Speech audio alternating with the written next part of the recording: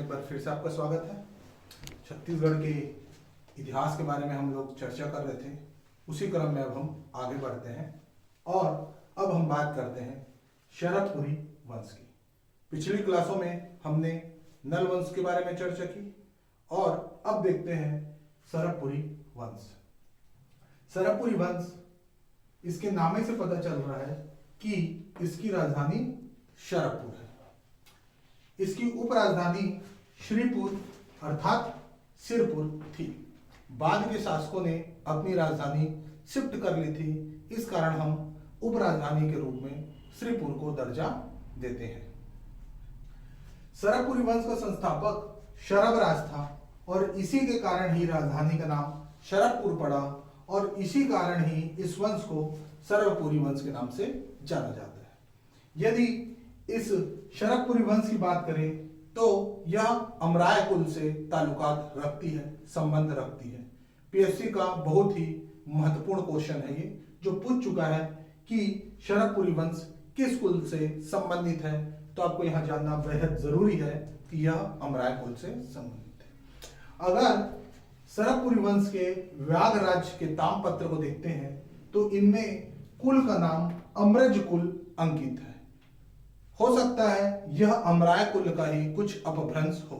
इनके अलावा यदि अन्य अभिलेखों पर हम गौर फरमाएं तो वहां यह स्पष्ट रूप से दिखाई देता है कि इनके कुल का नाम अमराय कुल मेंशन है, प्रदर्शित है।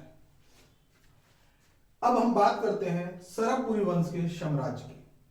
शरभपुरी वंश का साम्राज्य शासन रायपुर, बिलासपुर, रायगढ़, इसके अलावा उड़ीसा के कालाहांडी और संबलपुर जिलों में विस्तृत था।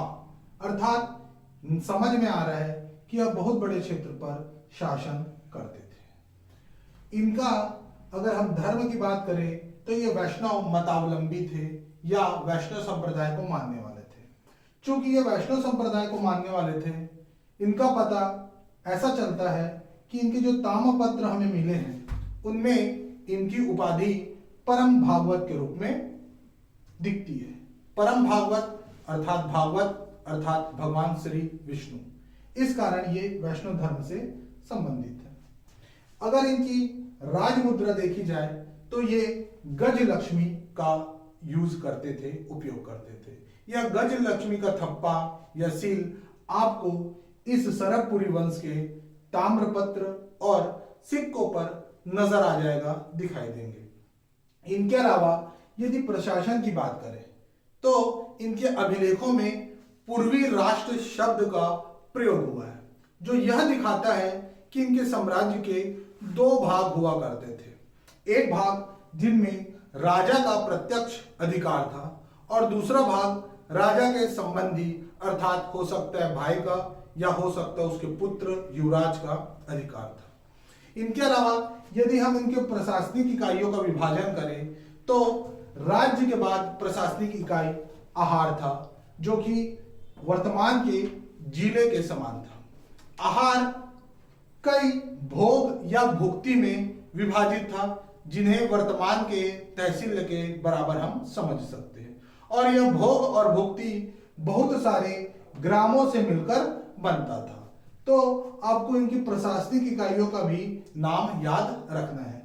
तो ये एक शरभपुरी वंशों का सामान्य परिचय था जिनके बारे में आपने जाना। एक बात आप स्पष्ट रखें कि यदि मैं सभी राजाओं के धर्म या मुद्रा के बारे में नहीं बता पाता तो भी आपको याद रखना है कि ये वैष्णव धर्म से संबंधित थे और गज लक्ष्मी के मुद्रा का प्रचलन था। अब हम बात करते हैं इस शरभपुरी वंश के प्रथम राजा या संस्थापक के बारे में। इस शरभपुरी वंश के संस्थापक का नाम शरभराज है। यह शरभराज वकाटक प्रवरसेन प्रथम का सामंत था। अर्थात प्रवरसेन का जो शासन था उसमें एक मंत्री के पद पर इसकी नियुक्ति थी। इतिहासकारों ने अभिलेखों के साक्ष्य के अनुसार इसका शासनकाल 342 से 352 ईस्वी बताया है। यह शरभराज अपने स्वयं के नाम के सिक्के भी चलवाया। अगर कोई राजा सिक्के चलवाता है तो इससे हमें यह समझ जाना है कि इसका शासन गौरवशाली था और धनी शासक था। इनके अलावा एक और बात यहाँ जो इस शासन को दूसरे वंशों से अलग करती है वो यह है कि इन्होंने ताम्रपत्र और अभिलेख में लिपि के रूप में प्राकृतिक भाषा का प्रयोग ना करके संस्कृत भाषा का प्रयोग किया था। क्लियर हुआ? इसके पश्चात सरबराज के बाद महेंद्र का शासन आता है। महेंद्र की जानकारी हमें प्रयाग प्रशस्ति से प्राप्त होती है। प्रयाग प्रशस्ति वही समुद्रगुप्त वाला प्रयाग प्रशस्ति, ठीक है, जिसकी रचना हरिशेन ने की थी। इस प्रयाग प्रशस्ति से हमें यह पता चलता है कि महेंद्र पुत्र विहीन था, साथ ही साथ इससे यह भी पता चलता है कि इसका शासन काल 360 से 390 ईस्वी में था। महेंद्र चूंकि पुत्र विहीन था, अतः इसका उत्तराधिकारी इसका छोटा भाई नरेंद्र हुआ। अब चर्चा करते हैं नरेंद्र। इसकी जानकारी हमें कुल 3 ताम्रपत्रों से प्राप्त होती है। नरेंद्र सरबराज का पुत्र था। इसने अपने शासन के तीसरे साल में पीपरडुला ताम्रपत्र जारी किया था। इस पीपरडुला ताम्रपत्र से ही हमें यह जानकारी प्राप्त हुई कि यह शरभराज का पुत्र था। इसके अलावा इसके ताम्रपत्र में एक सील उपयोग होता था, थप्पा उपयोग होता था, जिस पर लिखा था खड़ग धारा जीतू भुवे, अर्थात तलवार की धार पर पूरे विश्व को जीतने वाला। यह बहुत ही महत्वपूर्ण पॉइंट है क्योंकि अभी तक आयोग ने इससे सवाल नहीं किया। जैसा कि पिछली क्लास में हमने देखा था कि नलवंशियों ने अपने अभिलेख में लिखवाया था विजयी है, विजयी था, विजयी रहेगा। उसी तरह यह भी क्वेश्चन आ सकता है कि सरबपुरी ने अपने ताम्रपत्र पे लिखवाया खड़ग धारा जीतू हुए।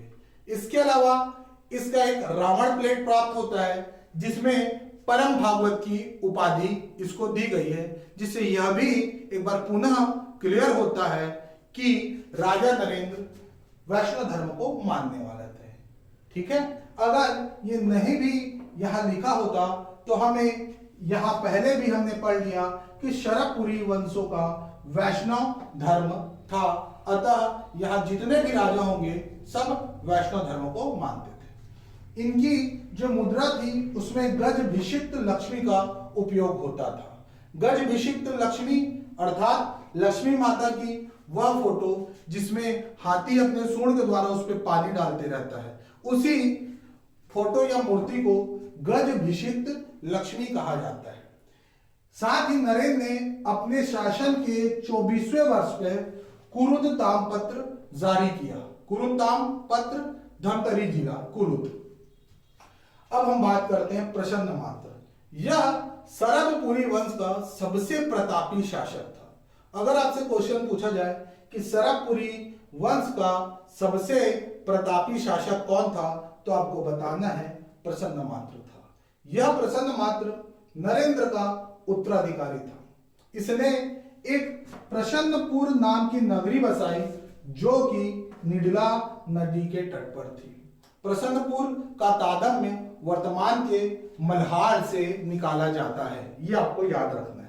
इसके अलावा यहां जो निडला नदी की चर्चा की गई है, यह वही जो मल्हार के बगल से गुजरती है, ये वही निडला नदी है।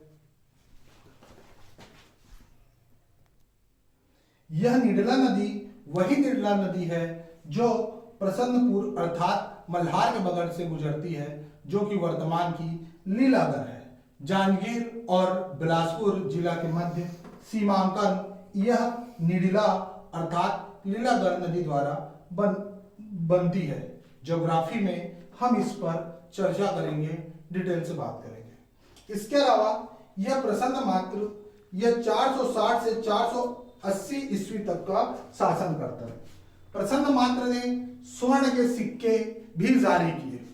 यह स्वर्ण के सिक्कों की खोज उड़ीसा के कटक से महाराष्ट्र के चांदा तक हुई है और इस क्षेत्र पर 116 से अधिक स्वर्ण सिक्के पुरातत्ववेदताओं को प्राप्त होते हैं। इतिहासकारों का एक और अभिमत है कि ये स्वर्ण सिक्कों का निर्माण प्रसन्न मात्र अपने मल्हार में लगाए हुए टकसाल से करता है। टकसाल अर्थात वह कारखाना जो मुद्रा का निर्माण करता है, सिक्कों का निर्माण करता है। इसके सिक्कों में जो लिपि यूज हुई है वह पेटिका शीर्ष लिपि है, इसे भी आपको ध्यान रखना है। एक बात का और उल्लेख इतिहासकारों ने किया है कि प्रसन्न मात्र गुप्तों की नाम मात्र की सत्ता स्वीकार करता था, अर्थात गुप्तों के अधीन था, उनके नियम कायदों के अधीन यह कार्य करता था। प्रसन्न मात्र का जो सिक्का प्राप्त हुआ है वह कुछ ऐसा सर्कुलर अर्थात वृत्त के आकार का है, जिसके मध्य भाग में ऊपर में गरुड़ का चिन्हांकन है। ये जो गरुड़ है अर्थात यहाँ गरुड़ का चित्र बना हुआ था। उनके अलावा एक तरफ शंख के निशान और दूसरे तरफ चक्र के निशान बने हुए हैं और इस सिक्के के आधार पर नीचे वाले भाग पर प्रसन्न मात्र लिखा हुआ है। अगर इन निशानों को ध्यान दें तो यहां से भी यह क्लियर होता है कि ये भगवान विष्णु के चिन्ह हैं, अर्थात फिर से इस बात की पुष्टि हो जाती है कि सरवपुरी वंश के शासकों के द्वारा वैष्णव धर्म को अपनाया गया था।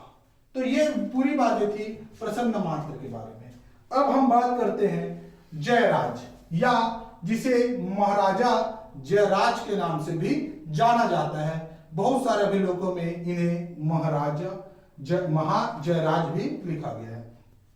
यह जो जयराज है यह प्रसन्न मात्र का पुत्र था और इसकी जानकारी मल्हार के ताम्रपत्र से प्राप्त होती है। इसके मल्हार ताम्रपत्र से एक बात का और पता चलता है कि जयराज के शासन काल में एक भुक्ति अर्थात ये जो हम यहाँ प्रशासनिक विभाजन में बात किए थे, भुक्ति अर्थात तहसील, तो संपराज नाम की एक तहसील थी, उसका एक गांव था, राज्य का गांव था, उसको इसने विष्णु स्वामी नामक एक व्यक्ति को दान दे दिया था।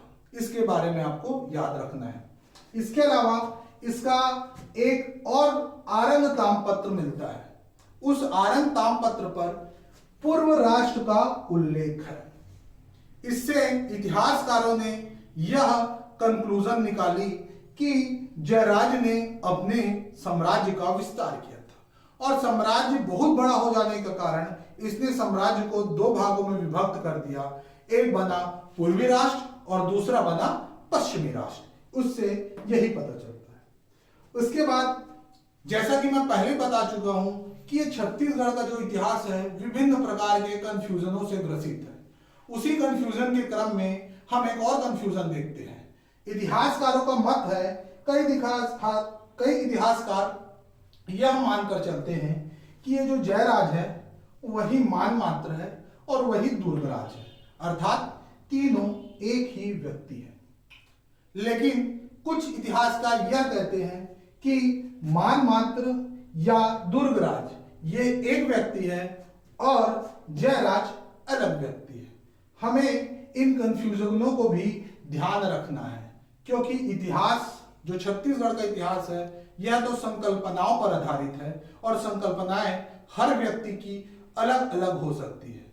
ठीक है, इस कारण हमें याद रखना है। वैसे भी इतिहास जो है वो ह्यूमैनिटी का सब्जेक्ट है और इसका विश्लेषण हर व्यक्ति अपने अपने तरीकों से करता है। हमें सभी के विश्लेषणों को आत्मसात करना है, इस कारण सबकी जानकारी जरूरी है। अच्छा, एक और इंपॉर्टेंट पॉइंट जो इस टॉपिक से हट कर है वो ये है, जो आपको याद रखना है कि पंडित लोचन प्रसाद पांडे, जिनकी चर्चा मैं पहले भी कई बार कर चुका हूं, उन्होंने यह तर्क दिया कि ये जो दुर्गराज है इसने दुर्ग का स्थापना किया था, वही दुर्ग जो अभी वर्तमान में जिले के रूप में स्थित है। परंतु राय बहादुर हीरालाल जो थे वो लोचन प्रसाद पांडे जी से अलग अभिमत रखते हैं। उनका यह मानना है कि जो दुर्ग है वह किसी शिव दुर्ग नामक शासक के द्वारा स्थापित किया गया है। हमारा काम है दोनों के अभिमतों को जानना, आयोग के ऑप्शन में देखना कि ऑप्शन में क्या उपलब्ध है और उस पर अपने टिक मारना। फिर से एक बार बता दे रहा हूं कि लोचन प्रसाद पांडे जी कहते हैं कि दुर्ग की स्थापना यह दुर्गराज ने किया जो शरभपुरी वंश का था, और राय बहादुर हीरालाल जी कहते हैं दुर्ग की स्थापना शिवदुर्ग नामक किसी शासक ने किया, वहां उसके वंश के बारे में उन्होंने चर्चा नहीं की। तो अब हम जयराज, मनमात्र, दुर्गराज इत्यादि कंफ्यूजनों के बाद आगे बढ़ते हुए और अब हम बात करते हैं महासुदेव राज के बारे में। यह महासुदेव राज शरभपुरी वंश में सबसे अधिक ताम्रपत्र जारी करने वाला शासक था। इसने 6 ताम्रपत्र शरभपुर से जारी किए और 2 ताम्रपत्र सिरपुर से जारी किए। यह महासुदेव राज मनमात्र का पुत्र भी था। इसके ताम्रपत्र जारी करने से हमें यह पता चलता है कि सिरपुर को इसने दूसरी राजधानी के रूप में संस्थापित किया था, क्योंकि इनकी पहली राजधानी तो शरभपुर थी, लेकिन कुछ 2 ताम्रपत्र यदि सिरपुर से प्राप्त हुए तो इतिहासकारों ने यह भी बताया है कि इसने अपनी उप राजधानी या दूसरी राजधानी शिरपुर को बना लिया। इसके अलावा इतिहासकार अजय मित्र शास्त्री इस पर बल देते हैं कि इस सिरपुर का वास्तविक संस्थापक महासुदेव राज ही है या सुदेव राज ही है। दोनों शब्द में कंफ्यूज मत होना, सुदेव राज और महासुदेव राज दोनों एक है। एक्चुअल में इन शरभपुरी शासकों में एक परंपरा थी, जब इनका राज्याभिषेक हो जाता था या अभिषेक हो जाता था तो ये अपने नाम के आगे महा लगाते थे, और इसी परंपरा को पांडुवंशियों ने भी अपनाया था, जिसके बारे में हम आगे जब पांडुवंशियों के बारे में पढ़ेंगे उस समय चर्चाएं करेंगे। हम वापस अपने टॉपिक पर आते हैं। महासुदेव राज का एक आरंग अभिलेख भी प्राप्त होता है।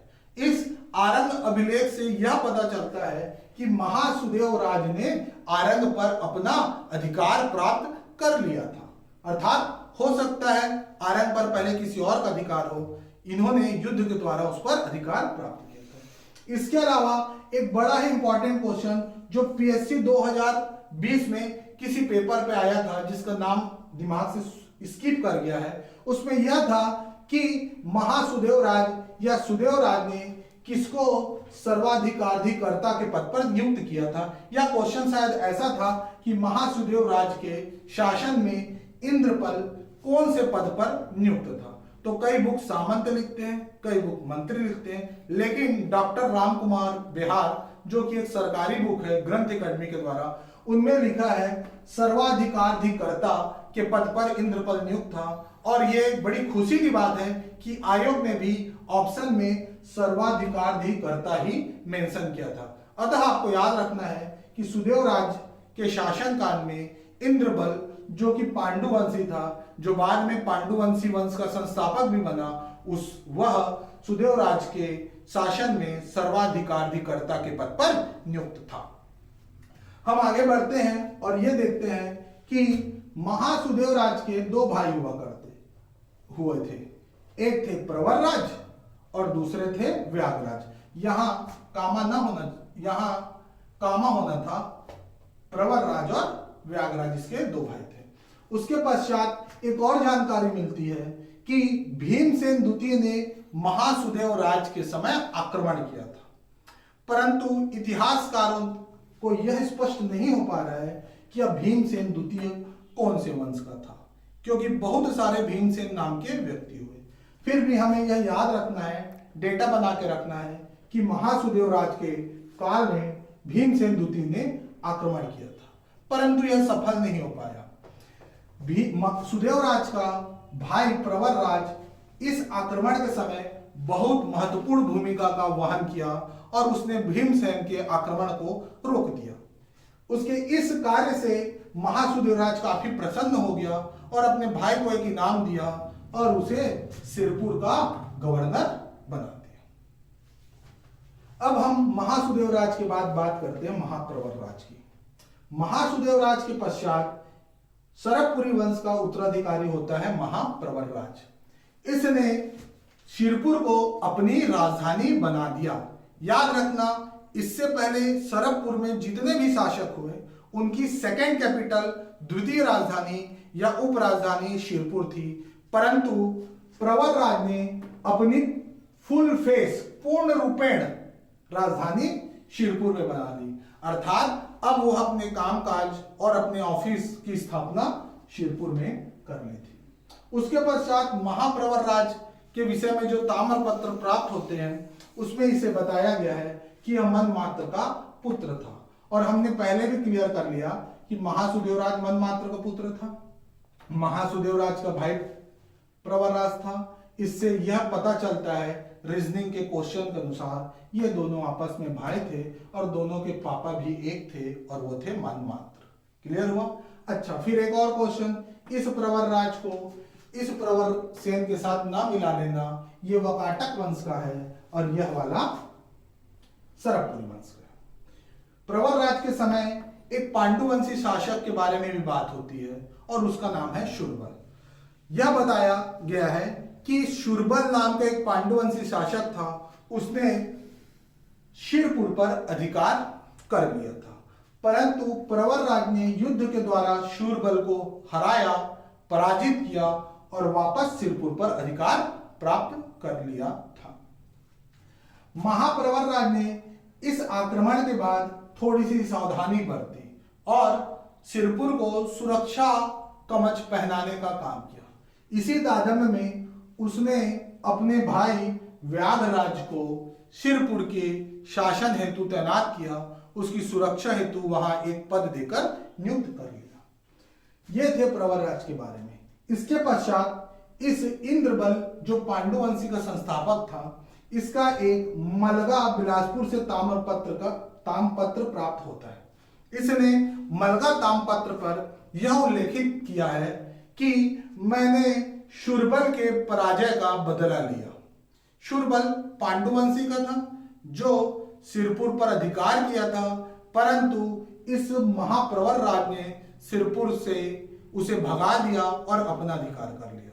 तो उसका बदला उसी के कुल में जन्मे इंद्रबल ने लिया और उसने वापस महाप्रवरराज को हराया और सरबपुर पर अधिकार कर लिया, और इसके पश्चात सरबपुर वंश का द एंड समाप्ति हो जाता है और इंद्रबल ने पांडु वंश की स्थापना कर दी। यही इंद्रबल ने इंद्रपुर नाम के एक नगर की स्थापना भी की थी, जिसे वर्तमान में खरौद के नाम से जाना जाता है।